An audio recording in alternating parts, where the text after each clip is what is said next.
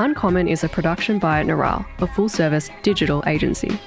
If you want to grow with a premium agency and have the ability to work with Jordan directly, then learn more at neuralle.com/media and request a callback.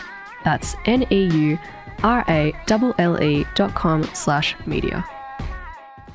My name's Jordan Michaelides and I'm the host of Uncommon, a show that asks the why on business, media, current affairs and sport. This Uncommon Corona editions sees us catching up with prior guests that have been on the show to document how they're actually adapting to this once-in-a-lifetime pandemic, I guess you could call it. If you like the episode, of course, please do subscribe on YouTube. Hit that like button. It helps us, of course, with the algorithm. Show notes for all guests, including previous ones, can be found at neuralle.com/uncommon. For audio, if you want to listen on podcast, just search Uncommon on all your good podcast apps. And for social, to keep up to date behind the scenes, search at @uncommon_show. With that all being said, thanks for tuning in and let's get into the episode. All right, so my guest this week is Dan Monheit, friend of the show, co-founder of Hardhat, co-host of the Bad Decisions podcast, and recent scholar inductee to the Marketing Academy. Dan, how's it going, mate? Hey, how are you, man? Good to be here. And by here, I mean in my office / my wife's teenage bedroom, which is where I'm hiding out at my in-laws from my kids. But yes. Any eventful tantrums so far? Oh, I mean, that's that's an everyday event when you got a 7-year-old and a 4-year-old, but usually you get to escape them. You have tantrums in the morning and tantrums at night, and then a wonderful, blissful period of work / holiday during the day. Now it's almost together. I saw this thing on, must have been Twitter or maybe it was Reddit recently, and someone was saying what a weird world we're in. We've got one group of people who are completely stretched for time, and that is parents. Because now not only are they working, but they have no break from their kids. And then on the other hand, you've got people who are unemployed and have nothing to do. And it's this weird dynamic that sits between the two. And I thought that was this weird situation where not capitalism, but society has not worked out the right thing to do for this situation. It just can't solve that problem in the short term, which I found super I think there's some crazy sort of paradoxical things like that happening. I was thinking about how this is something that is it is in one hand a possibly the greatest collective experience that the people of Earth have ever had. Literally pretty much everybody's going through something about this, but because of the nature of it, it is so deeply personalized and different for every individual that it's not like we have one shared moment that we're all going to look back on. Because when we look back on this, the thing that's going to be forever etched in my brain is this room and these books and this thing that has become my world. And that's going to be completely unique for everybody, but literally everybody. It's just kind of a weird, I don't know. It's a weird thing. There's all these little things that are going to become part of habits that we're sort of going to miss. I was just thinking about it then. If you're regularly working at your in-laws, are you going to start missing your in-laws? You know what I mean? When you go back to the office? It's possible. I definitely think there is going to be a readjustment period for people to get used to confronting other humans en masse all day, every day. And that's not just having to put on normal clothes to go to work, just the sensory onslaught of being around lots of different people. It's going to be weird, but God, I want it back. I want it back so much. This is definitely one of the things I had in my notes was around monumental moments in our life. And I feel like this is, like you said, definitely the thing. I think I've been chatting to Nick Hodges over email. We're talking about how this is sort of the scarification of our generation. It's sort of the World War II moment in a way, if that makes sense. But it's not as serious. As in, it's serious, but in World War II, that really affected a lot of everyday people. Think of how many millions of people died during World War II, and then you live in countries like Australia, and we're not actually as badly affected as, say, the US or Europe, which is interesting. But it's this weird scenario. Yeah, I mean, I guess it's depends on the angle you come at it from, and maybe comparisons with World War II in talking about unemployment and the economy and things. But I mean, obviously, my personal background, when you say to me World War II, I think about the systematic hunting down and murder of 6 million of my people. Yeah. And so when people say, "Is this like that?" I'm like, well, really. Let's think about it. Anne Frank lived in a cupboard with her whole family for a year and a half or 2 years, legitimately fearing for her life every minute of every day, and we're being asked to stay the fuck home. And in that sense, it's not the same. Yeah. Who knows what the world's going to look like on the other side of it? But it feels like a mismade comparison from my perspective.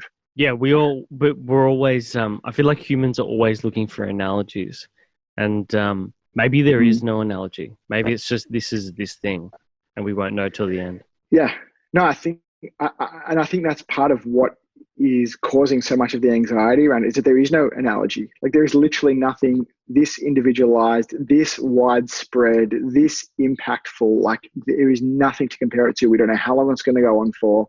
We don't know what the toll is going to be on our health, on our economy, on our communities. So we're not good at ambiguity, really. So grasping for comparisons makes sense, but I think we just need to really be realistic about what we're comparing to.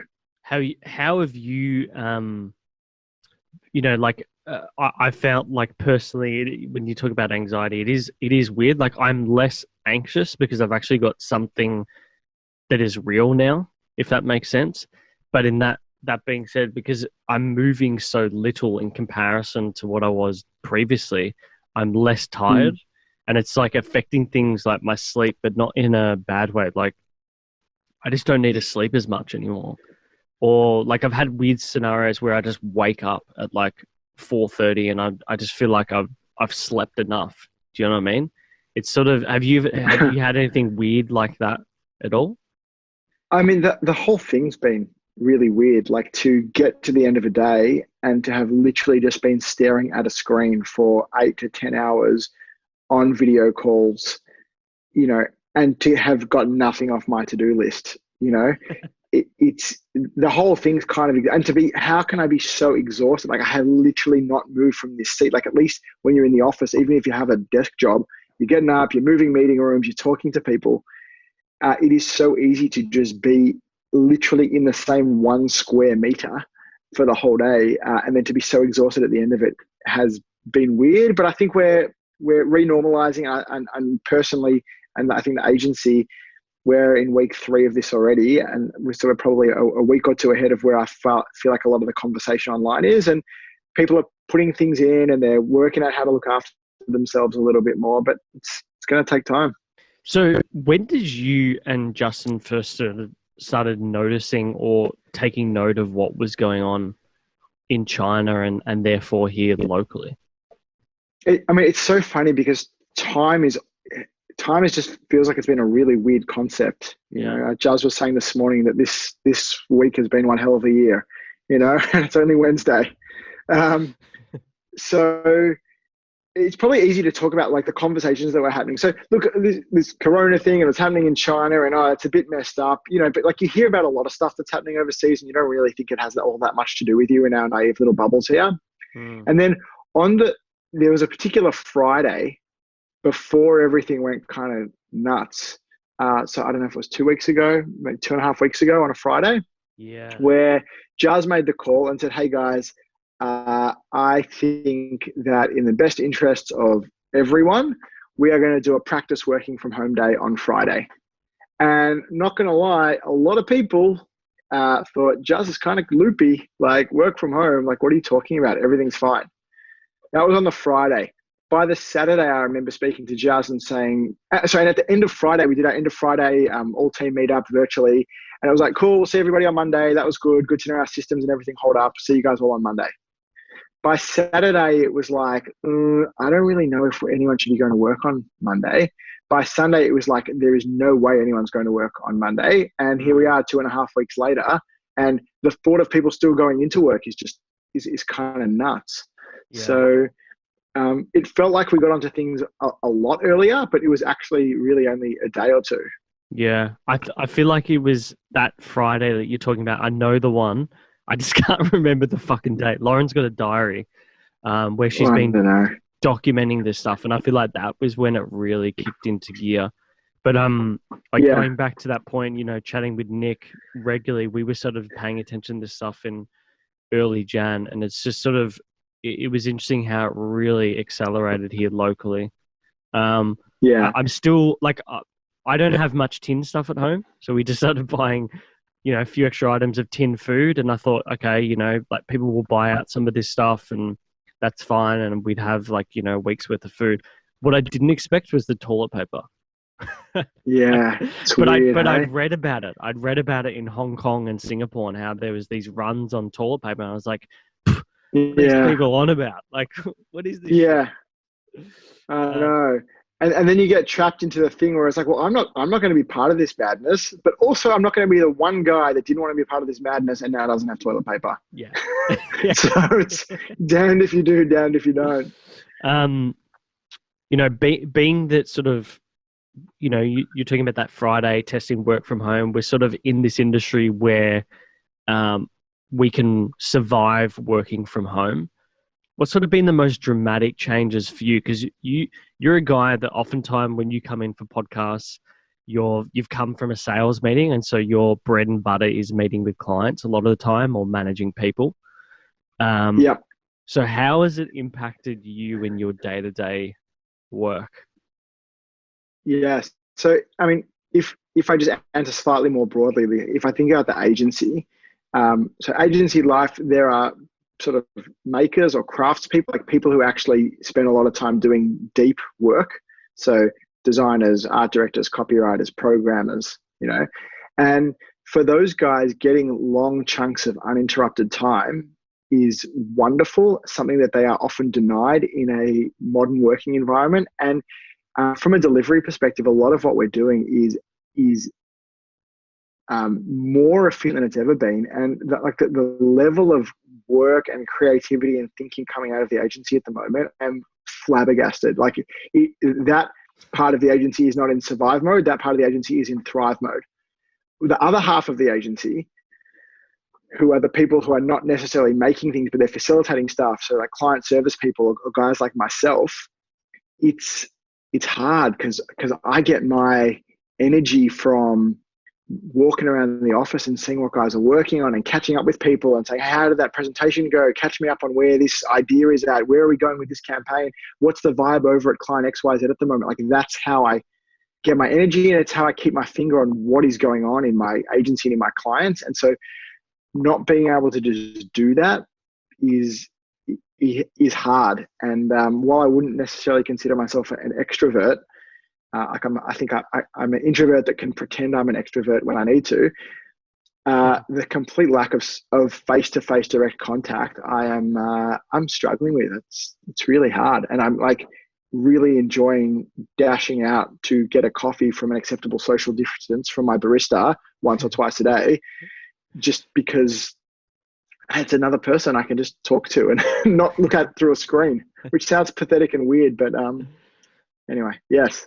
I feel like there's a lot of introverts realizing that they're not as introverted as they think they are. Yeah. Or maybe we're just not as interesting as we think we are, and we really do need other people to help spice things up a bit. Without taking things too deep down a kind of dark rabbit hole, one of the things I'm sort of fascinated by is prison life. I don't know why, it's weird, but one of the things you read about with prisoners, especially like in solitary confinement, is that when they come out, they will start fights with people just for human contact. Like the desire to just interact with another human is so great that you will deliberately put yourself in danger just to get it. And not that I'm about to go and start a fight with my local barista or anything like that, but you know, I have more empathy for that than I ever could have previously, because when you're completely cut off from human contact, you realize how weird it is to not have that in your life. And I've got a family, so I at least get to hug my kids and my wife every day. If I was living by myself, I think it would be a real struggle. Yeah. I think you were saying in that Right Brain warm-up podcast, you were talking exactly about this, and I feel like maybe it was like Russell who put it to you, like maybe this will change how you work, but I think it's maybe just a reality of the type of, well, one, your personality, but two, just the nature of the role that, that you spoke about makers, but I feel like, what's his name? Graham, that VC, he's got makers versus managers, and managing the workplace so that those two can thrive. And I think it's just the reality of the situation in the short term that this is going to be shit for guys like you and me who are out there seeing people all the time. Yeah. I also really miss my clients. I really miss just going and having a coffee with my clients and finding out how they're going. And because it's like everyone's time is so limited that it's almost like it's harder than ever to just call a client at 11 a.m. and be like, hey, I just want to see how you doing. How's work? What's going on? Like everyone's just booked on Zoom calls within an inch of their lives. So I'm really missing that, and I can't wait to get back out there. How much time have you been able to put aside for things that you've put off for a very long time? Like as an example, I know each quarter we have goals and certain things we want to achieve, and I know that while this is all going on during April, I'm pretty sure I'll be able to do all of our quarterly goals within the first month, because there's not much sales happening at all. And it's just better to focus on that.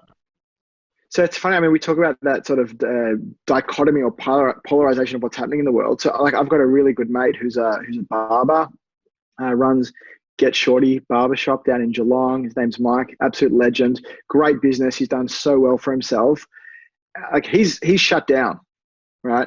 So he literally can't do anything. So he's got nothing but time to cook and do yoga and cycle and really indulge those things that he hasn't been able to get to in the hustle bustle of setting up a business. I feel like I have the opposite.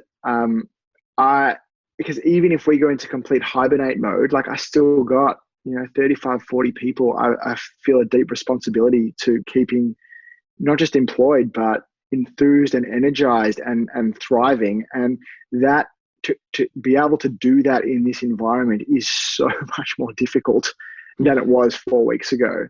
So I'm, wall to wall on Zoom calls all day, and then I'm hanging out with my kids, and then I'm straight back on it afterwards. And I have, all of these things that I imagine that I'd be able to do in this period, but I just can't see it happening. Although the one exception, and this is super cringy, and I can't believe I'm going to tell you that I'm doing this, but at the same time we started the agency, I sort of was a battle MC, right? And I actually produced an EP, right? I produced an EP, which was kind of cool and fun. And then I decided not to do that anymore because the agency was kind of going all right.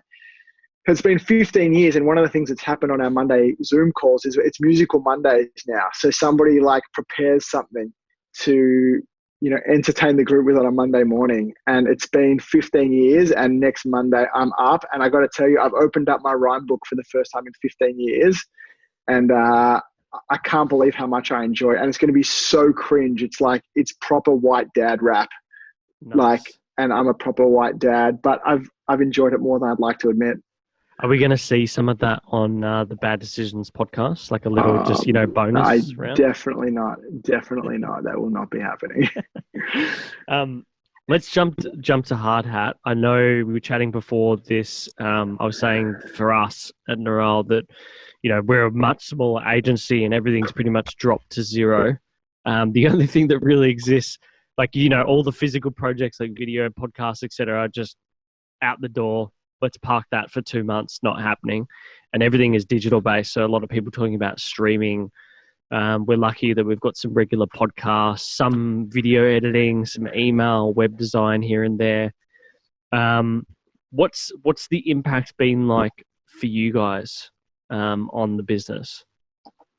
So it's changing every day. Like, one of the things that we're thinking about a lot is the 3 phases of what every business is going through. And maybe just as a precursor to this, like, we're going to go talk about business and brands and commercial stuff. Obviously, this is all hugely secondary to the very real, very pressing health concerns. And, this is going to affect a lot of people's loved ones. And there's real stuff at play here.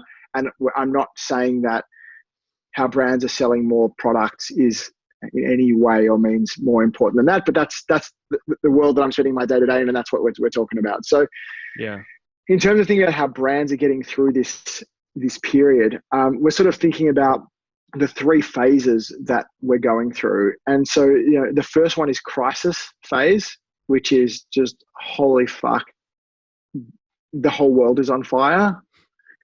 Then there's a recovery phase, and the recovery phase is probably split into 2 parts, which maybe we can talk about in a minute. And then we have the new reality, right? Which is when everything goes back to whatever the new version of normal is. So crisis, recovery, and new reality. And within recovery, I think there's 2 parts of that. I should say Chris Savage, our chairman, thinks there's 2 parts of us, and he's the one who's sort of been talking us through this. There's the twilight zone and there's the new dawn, right? So you've got crisis, twilight zone, new dawn, new reality. I feel like the crisis part, touch wood, is kind of finishing. And the crisis part of what the fuck is going on, and in the crisis period, basically everything was just getting pulled. Nobody wanted to do anything, right? Even safe, locked in pieces of business got pulled. And there was very little talk about what's new, what's next. It's now been a couple of weeks and marketers are realizing that, well, I can't just do nothing for the next 6 months, right? And I know there's opportunities out here in this, and the conversations are starting to warm up. And where we've really been focused as an agency is, where can we help our clients? Where are the opportunities in this thing? And so at the moment, we're sort of in this twilight zone where it's like, is it okay to be in market? Is it not okay to be in market? What should my tone be? What's happening with my workforce? Can I actually bring them back? When am I going to be able to open my stores? And that's going to hopefully move into a new dawn where that's going to pick up some momentum, and people are going to say, yes, okay, we are going to do this. It's not going to be the way we thought it was. There's no physical shoots, but let's look at an animation version of this, or we're not going to be talking about X, Y, and Z. Instead, we're going to be talking about A, B, and Z, because we're going to be in this for, the next 6 months or so. And at some point after that, we'll be in a new reality. And I don't know what that's going to look like. I don't know how many of these things we've all adapted to are going to snap straight back versus how many, people are just going to start shaking hands in the street. Is everybody going to be lining up outside restaurants as soon as we can get back in? Is everybody going to pile back into offices? Who knows? Yeah. So to actually answer your question, how has business been? The 2 weeks of crisis were brutal and terrifying because literally everything just felt like it was evaporating. But, it's never as good as you think. It's never as bad as you think. And what we're seeing now is a really great amount of upwards momentum, some amazing ideas coming out of the agency, some wonderful opportunities to help clients and help them be relevant in this crazy, crazy time we're in. Yeah, I really like the way that was broken down. I think you're right. We're sort of in that recovery stage where people are just realizing this is the new normal. It's going to be like this for a certain amount of time, and that you need to do something. Life isn't completely coming to a standstill. It is for a lot of people, but you can't.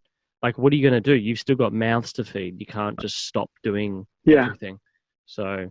And saying that we're in recovery, that's not to take anything away from, I think that the closest I've ever come to crying about a client or on a call with a client was when Tiger said they were just grounding their fleet. I think we've ever had a client we've fallen so deeply in love with so quickly, as that, those guys are just an incredible group of people who are against the odds every day.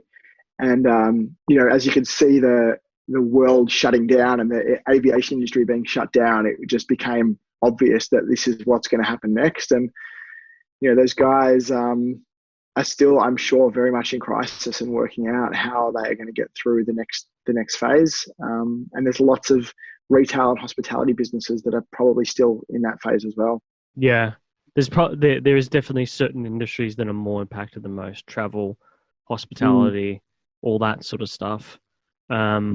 Which we're seeing as well. I think retail is big for us. That's been the biggest thing. I found it funny that in your interview, you guys are talking about new ways of working and how funny it is that sort of this is sort of a meme I've seen going around on LinkedIn, right? Who's the biggest change manager in your workplace? Is it the CEO, the CTO, the COO, or coronavirus? And sort of the intention there with that is that we've gone from working in offices to completely at homes. I know Russell was saying that, workplaces are likely to become more like clubhouses, which funnily enough, it sounds like and having been to your office, I know that is the case. It definitely looks like a clubhouse, a whiskey bar, basketball court. Yeah. We're talking about things slingshotting. I thought that was a really interesting suggestion from Russell that, maybe not for every business, but for businesses like ours, where we're seeing the benefits of deep work getting done from outside of the office, that if our offices do end up becoming clubhouses where people come to congregate there and have group meetings there and do brainstorms and stuff, but there's lots of work that gets done from people's own homes, I think it's a really interesting thing to consider. Now, let's talk about planning and strategy. I know we were saying the last few weeks it's been tough. Businesses like yours have probably realized that you can survive and will survive this. You've been doing a few interviews here and there. We're chatting before this around what you're doing to survive. What sort of, how have you been thinking about this principally? And the next few months, how are you and Justin thinking about this stage and what you have to do to survive? Yeah, so the primary concern for us is the health and well-being of our staff and their families, the health and well-being and financial viability of the agency and of course of our clients as well. So we've had to have some tough conversations. We've had to make some really tough calls. But the thing Jazz and I always do is we agree on the principles before we agree on the actions. So what do we actually believe in? What are we trying to achieve here? And the three principles that are currently guiding us through this are as follows. Number one is to move quickly and with purpose. I think Jazz's decision to push everybody to work from home on that first Friday when it still seemed crazy to do really did set the tone for how we're addressing this stuff. And I feel like we are ahead of the curve on most things that we're doing.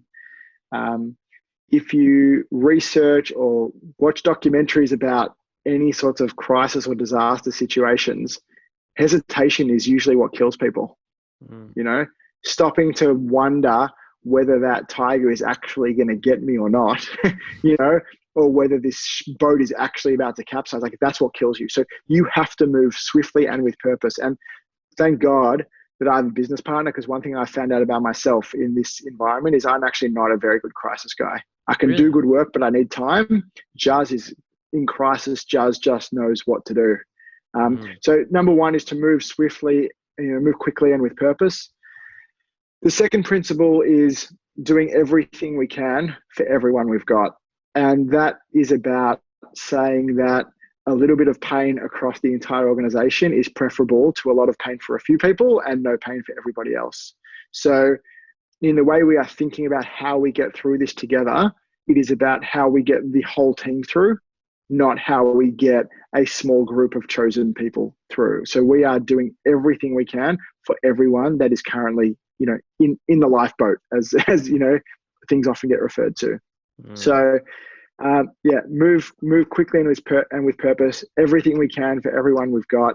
And the third thing is don't lose the magic, because there is a temptation to just rip everything back to bones, to go into hibernation mode, to just think about surviving. And if we do that, we will die by suicide.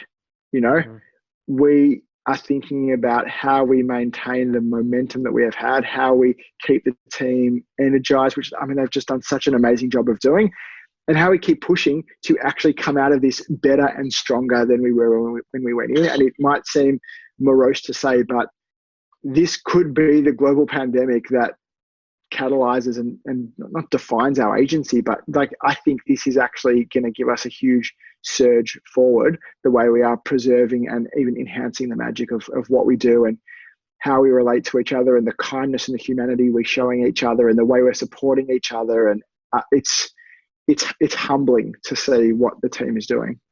Yeah, I think Nick Hodges and I are in agreement. This could be the biggest potential economic upswing ever in history, because it's not like no one wants to work or can't work because there's not enough liquidity in the system. It's because there's this thing that is physically preventing people from being in a certain place, and it's temporary as well. We know it's temporary. I don't know if that turnaround will be as immediate as what Nick thinks. I don't know if that's guaranteed, but I think you're right. I think if people can really condense and survive the next few months, the opportunities afterwards to flourish will be huge. Do you guys, have you had time to think about post-coronavirus? Let's say we're 9 months down the track. It's the end of the year. What are you thinking about there? What are you daydreaming about? What do you want to have changed in the business?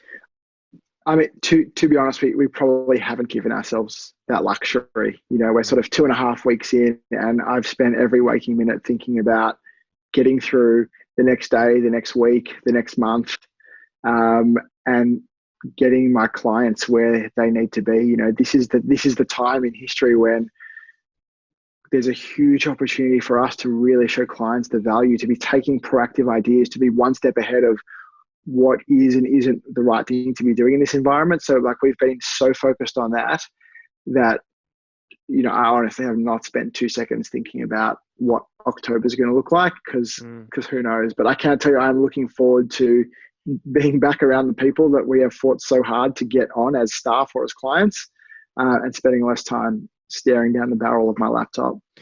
Yeah, I'd agree with that. I definitely hope it's by October. I'm meant to be getting married then.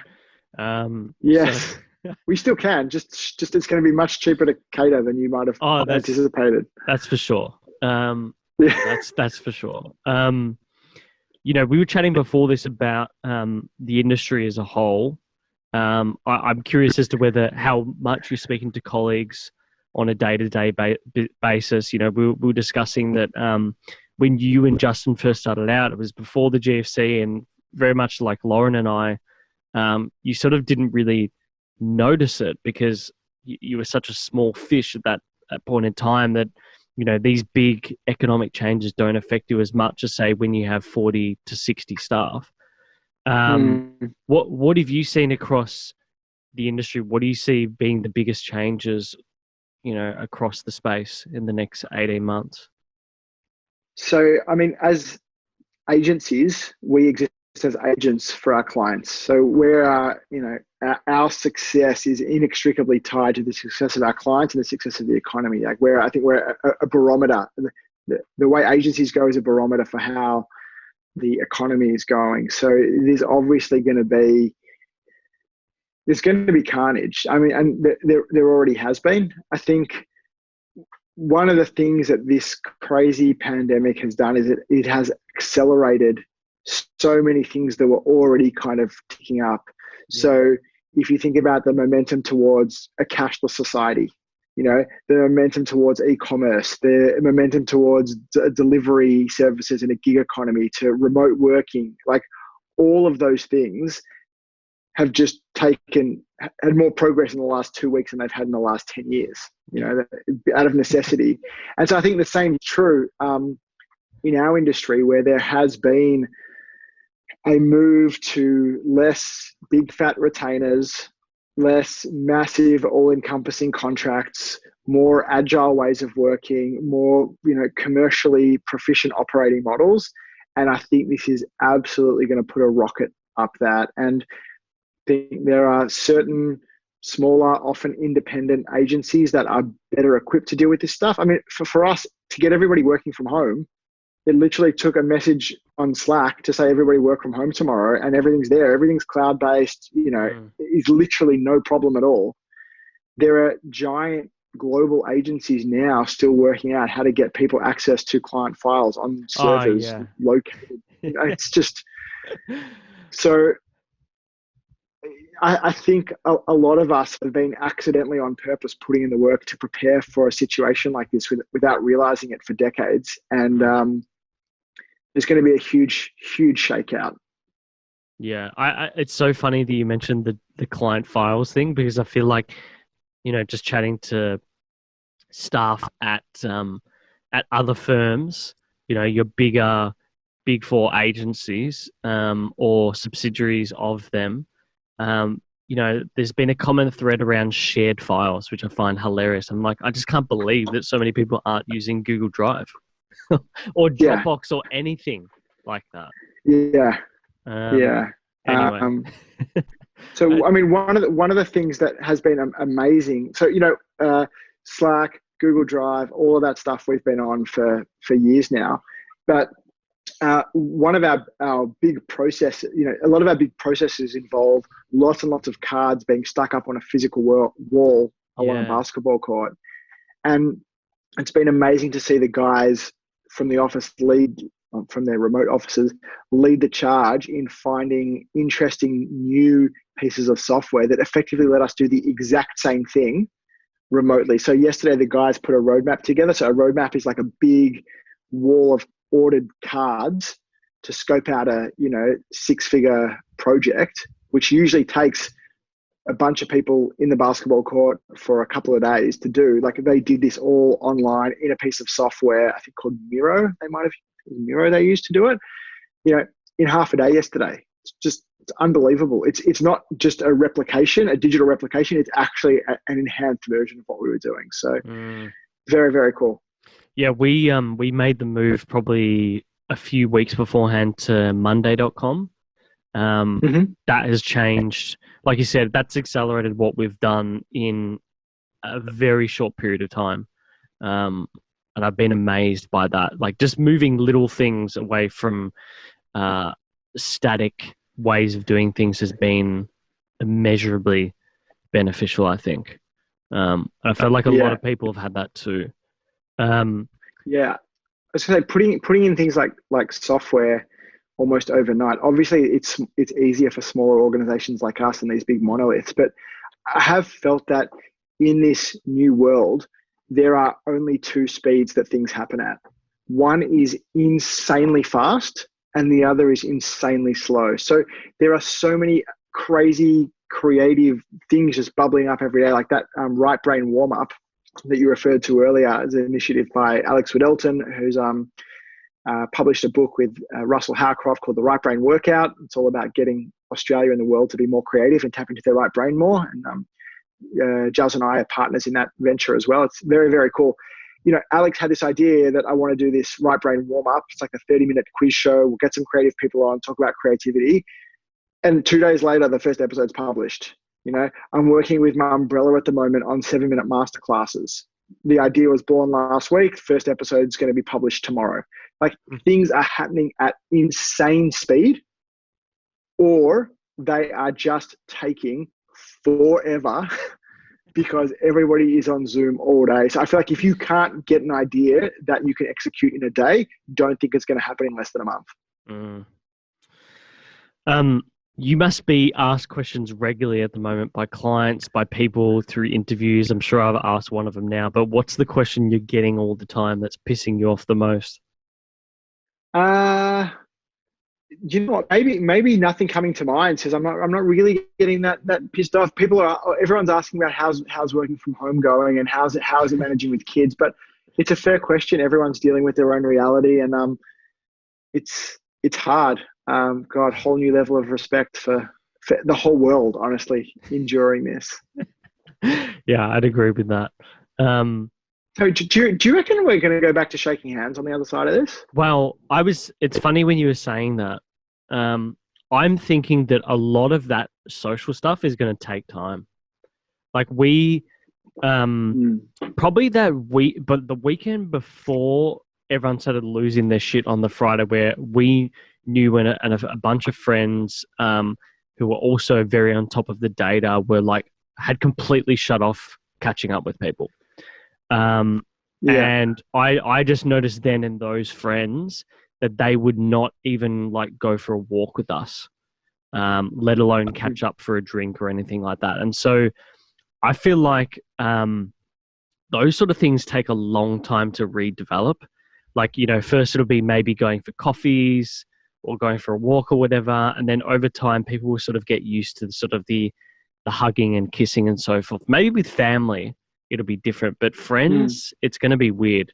And also you've got this weird dichotomy. I don't know if you find this, but I've been told by Lauren a few times that I'm a very maybe this is just like a Mediterranean thing, but I am definitely more of a huggy, kiss on the cheek sort of person. Not as many of our friends are, which I found Right. interesting. Do you have that? You have not once tried to hug me or kiss me on the cheek. No. So But am I giving out the wrong side? No, but like she just noticed from like some of her, like friends who come from like Asian backgrounds or Anglo-Saxon backgrounds are just not used to that. Whereas like I just sort of proceed as normal. So it's weirder for me maybe than it is for them. Yeah, it's like, of course you'd kiss your dad on the cheek. Like, well, why wouldn't you? But for a lot of people, that's just so weird. It's just fucking weird.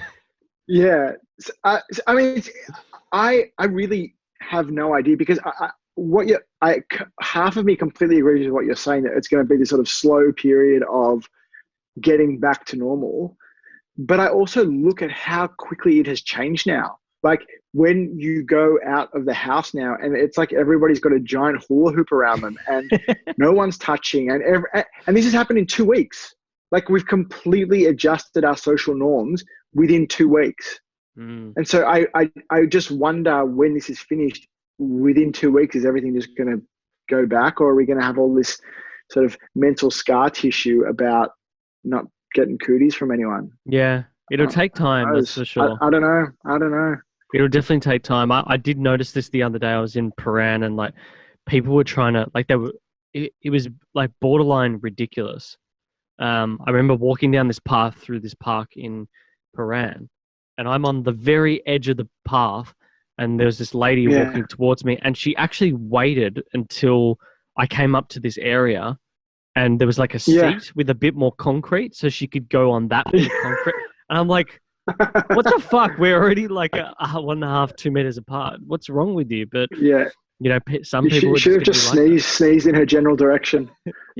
That's another thing, right? Coughing and sneezing. I feel like you can't slip up in public anymore. I pity the fool that chokes in public, because you could be choking on a crouton or something and nobody is coming to your aid. No one's coming. No. How long until we start doing mouth to mouth again? Jeez, this could be an actual real issue. I mean, so I don't know. Who knows?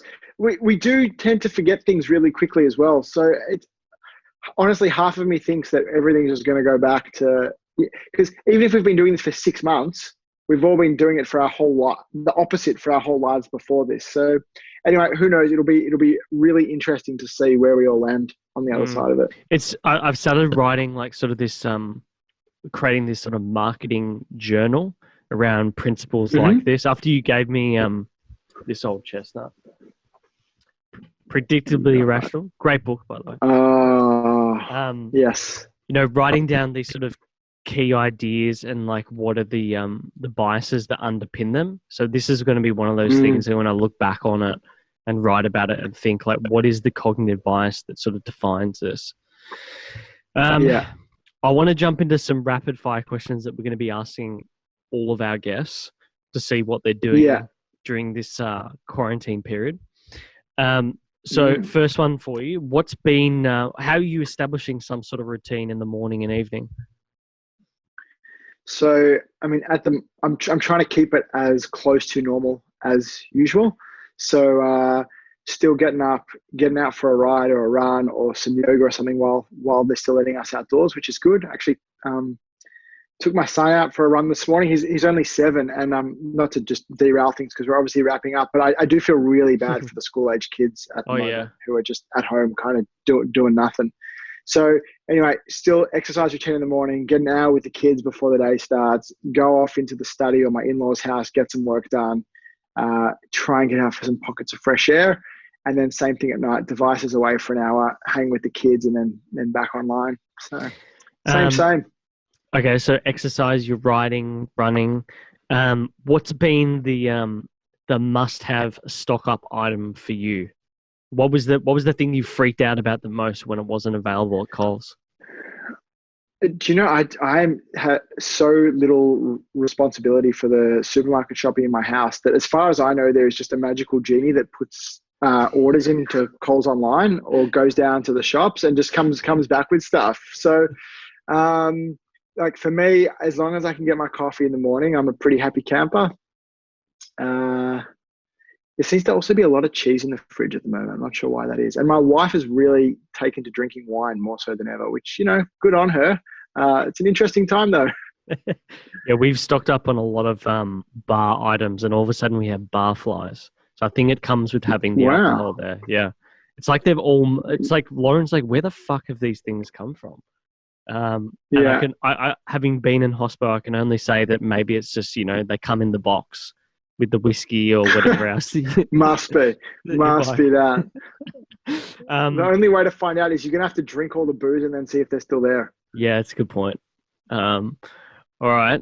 I find that funny that you mentioned the cheese thing, because I know Shura Shura and I are definitely like a condiment sort of guys. Like, so I've always got cheese, hummus, preserved meats. That's like my lunch every day. With hazelnut and oat biscuits. That's my lunch, guaranteed every day. Nice. Yeah, I told you Shura and I caught up off the back of this show, right? We sent you a photo. Did you? Yeah, it was pretty funny. Yeah. You sent me a photo? I'll resend it. Yeah, I'll resend it. It was pretty funny. I never ever got the photo. Yeah, we caught up. That's fucking hilarious. Because why not? Yeah, why not? That guy, I've got Shura, for those listening, I've got him on in 2-3 weeks. Now, that's been an industry that's hard hit. Events, basically zero. Yeah, absolutely. So that's been super duper tough.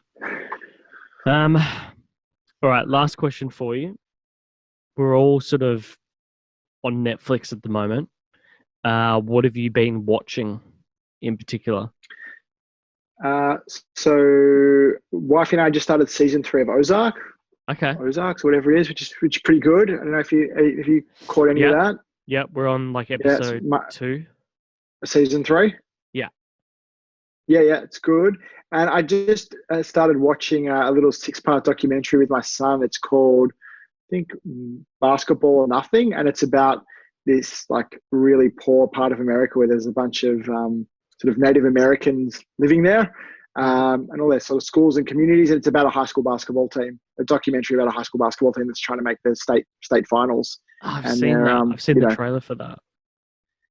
So it's pretty cool. It's like, it has an appalling rating on Netflix. It's got like a 2 out of 5 or something, but I think it's, my son's obsessed with basketball at the moment. And I think it's really great to start showing him stuff about kids living, in dirt, basically, really rough upbringings, and how these kids are, trying to do something positive with their lives. So it's been good and insightful to watch. I never got to ask you about Kobe.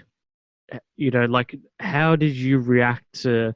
I've got a mate he's still deeply upset about it. But were you much of a Kobe fan growing up? I mean, it feels I was more upset about it than I thought I would be. Like, I'm a pretty pragmatic, non-emotional guy, and so people losing their minds about celebrities dying, I was like, what is wrong with all of you? That person never even knew you. You never even knew them. What could you possibly be so upset about? And then, when it happened with Kobe, and maybe it was because of his daughter being on the helicopter as well. Yeah. I just found myself for probably 2 weeks afterwards, just drifting off into sadness about it. And then also sort of seeing myself drifting off into sadness, thinking that's weird. That's not really like you. I wonder. So it impacted me more than I thought it would. But I actually had not given it 2 thoughts until you just mentioned it then, because it feels like it was about 10 years ago. It does in this timeline. Isn't that amazing? Like, yeah. And also 2020, we're 3 months in. Yeah. And how much, think about this, how much has, World War III with Iran, that seems like a distant memory. What? And also wow. The fires. I can't believe that the fires were only 3-4 months ago, and a lot of those tweets sort of or posts seem so strange now and so foreign in comparison to where we're at. And God, my heart goes out to those guys who are obviously still reeling from all of that tragedy, the bushfires and then the floods, and they had their moment in the spotlight, and now the whole world's moved on. And those guys must be doing it tough. Yeah. All right, Dan, look, I don't want to hold you up too much longer, but I appreciate you always coming on. I think this must be like your 4th or 5th episode. No, maybe 3. Nah, you've done Anyway, more than who 3. knows? It's always good. It's always fun. Where can people find you on the interwebs? All right. You would know better than me. Hardhat.com.au, the Bad Decisions podcast, or of course, LinkedIn's a pretty good spot too. Awesome. Dan Monheit, all right. Thanks for coming on the show. Thanks for having me. Thank you so much for watching Uncommon and this week's episode. If you like it, smash that like button. If you want to keep up to date with what we're doing, please do subscribe. We would love that. We'd love to build this audience that we're growing here of Uncommoners. If you want to keep up to date with audio, you can search for us on all of your good podcast apps. It's Uncommon or Uncommon Show will typically find us. For social, you want to see behind the scenes this amazing studio that I'm sitting in, just search at uncommon_show and everything will be there, including our weekly promos. But look, thanks so much for stopping by. Until next time, thanks for watching.